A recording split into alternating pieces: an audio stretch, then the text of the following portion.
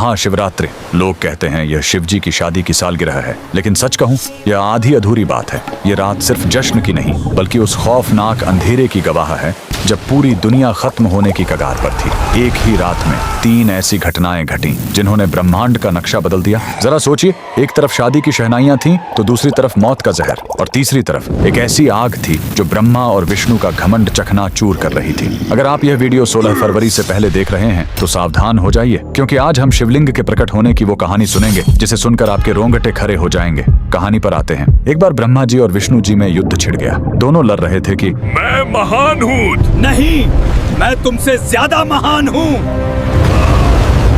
उनका यह घमंड जब दुनिया का संतुलन बिगाड़ने लगा, तब अचानक उनके बीच एक विशाल अनंत अग्नि स्तंभ प्रकट हुआ। वह आग का एक ऐसा खंभा था जिसका न कोई शुरुआत था न अंत। उस स्तंभ से एक भारी आवाज आई, जो मेरे आखिरी सिरे को खोज लेगा वही महान होगा।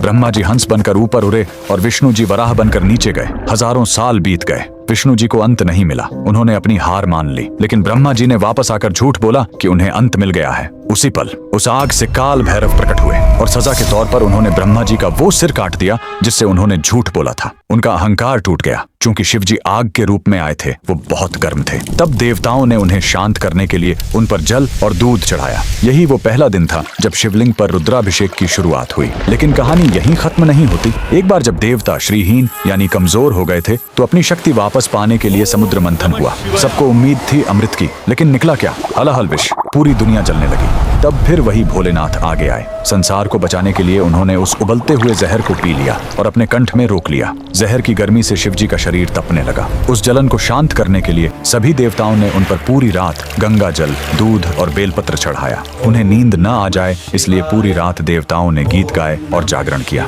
यही वजह है कि महाशिवरात्रि पर हम पूरी रात जागते हैं। लेकिन रुको, यह रात इतनी डरावनी भी नहीं है। इसी रात प्रेम की जीत भी हुई थी। जब माता सती ने अपने प्राण त्यागे थे तो शिव जी पूरी तरह टूट गए थे। वो वैरागी बन गए, दुनिया छोड़कर समाधि में चले गए। तब माता सती ने पार्वती के रूप में जन्म लिया। उन्होंने हजारों साल तक कठोर तपस्या की, सिर्फ अपने शिव को वापस पाने के लिए। आखिरकार भोलेनाथ पिघले। इसी महाशिवरात्रि की रात वो वैरागी फिर से दूल्हा बना और शिव शक्ति का मिलन हुआ। तो इस 16 फरवरी जब आप शिवलिंग पर लौटा भर जल चढ़ाएं, तो याद रखिएगा, आप उस आग को शांत कर रहे हैं और उस जहर के दर्द को कम कर रहे हैं। कमेंट में लिखें हर हर महादेव।